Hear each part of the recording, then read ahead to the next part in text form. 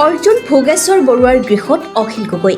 শিৱসাগৰৰ বিধায়ক অখিল গগৈয়ে আজি পুৱাই অৰ্জুন ভোগেশ্বৰ বৰুৱাৰ জয়সাগৰ বাসগৃহত উপস্থিত হৈ বিশিষ্ট খেলুৱৈগৰাকীৰ স্বাস্থ্যৰ বুজ লয়। অহা ৩ ছেপ্টেম্বৰ অভিৰুচি ক্ৰীড়া দিৱস অৰ্থাৎ অৰ্জুন ভোগেশ্বৰ বৰুৱাৰ জন্মদিন তেখেতৰ বাসগৃহতে উদযাপন কৰা হ'ব। লগতে উক্ত দিনা তেখেতৰ এখন অভিনন্দন গ্ৰন্থও প্ৰকাশ কৰা হ'ব। আমাৰ অসমৰ গৌৰৱ, অসমৰ ৰত্ন ভোগেশ্বৰ বৰুৱা ডাঙৰীয়া, তেখেতে অসমৰ নাম, ভাৰতৰ নাম উজ্বলাই থৈছে। কিন্তু অসমীয়া জাতিয়ে এতিয়ালৈকে ভোগেশ্বৰ বৰুৱাক যি ধৰণৰ আমি স্বীকৃতি প্ৰদান কৰিব লাগিছিলে ক্ৰীড়া ক্ষেত্ৰখনত তেখেতৰ অৱদানৰ কাৰণে, সেই কামটো এতিয়ালৈকে কৰিব পৰা নাই। অহা ৩ ছেপ্টেম্বৰ তেখেতৰ জন্মদিন আমি পালন কৰিম। অভিৰুচি ক্ৰীড়া দিৱস হিচাপে গোটেই অসমতে পালন কৰা হয়।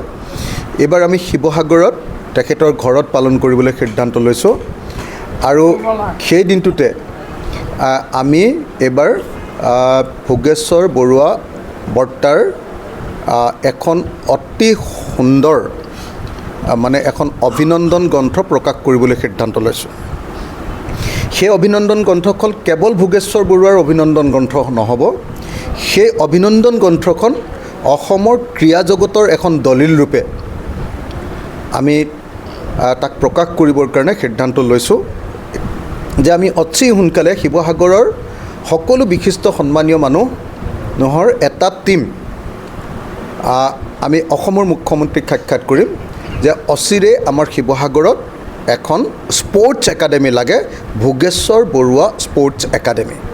আনহাতে আজি অৰ্জুন ভোগেশ্বৰ বৰুৱাৰ অনুৰোধ মৰ্মে শিৱসাগৰত এখন ক্ৰীড়া প্ৰতিষ্ঠান নিৰ্মাণৰ প্ৰস্তাৱ লোৱাৰ পৰিকল্পনা কৰা হৈছে। শিৱসাগৰৰ পৰা আফিক আহমেদৰ ৰিপৰ্টাৰ লাইভ অসম। তেখেতক এটা বিশেষ কথা, এটা একাডেমিখনৰ কাৰণে তেখেতক জোৰ দিছোঁ মই, কাৰণ মই নিজেও একাডেমি খুলি পেলাই ইয়াত কাম কৰিছিলোঁ। এতিয়া অকলে নোৱাৰোঁ, গতিকে ৰাইজক সহযোগ নহ'লে একাডেমি খুলিব নোৱাৰিম। আৰু তেতিয়া দিনত বহুত ল'ৰা ছোৱালীটো মই প্ৰদৰ্শন কৰিছিলোঁ। এইটো কি কয়, আমাৰ পুলিচ ট্ৰেইনিং চেণ্টাৰ দেৰগাঁও 60জনী ছোৱালী একেদিনাখনেই জইন কৰিছিলে সেইটো একাডেমিৰ পৰা। আৰু সেই একাডেমিটো বহুত বাহিৰলৈ পঠিয়ালোঁ, আৰ্মিত পঠিয়ালোঁ, CRPFত পঠিয়ালোঁ, বহুত প্ৰদৰ্শন কৰিছিলোঁ সেইখিনি। গতিকে একাডেমি খোলাটো, এতিয়া একাডেমি খুলিলে কিন্তু স্কুলৰ ল'ৰা ছোৱালীও লাগিব, সিহঁতৰ পঢ়া শুনাটো গোটেইখিনি যাতে সুবিধা কৰি ল'ব পাৰোঁ সেইটো কৰি ল'ব লাগিব।